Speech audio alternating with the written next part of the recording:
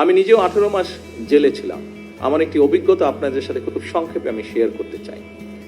আমি দেখেছি জেলখানায় যতজন মানুষ বন্দি কয়েদি যেভাবেই তাদেরকে আমরা ডাকি না কেন, তার মধ্যে আমার অভিজ্ঞতা হচ্ছে প্রায় 30% মানুষ আছে গরিব মানুষ, যারা বিভিন্ন কারণে জেলে গিয়েছে।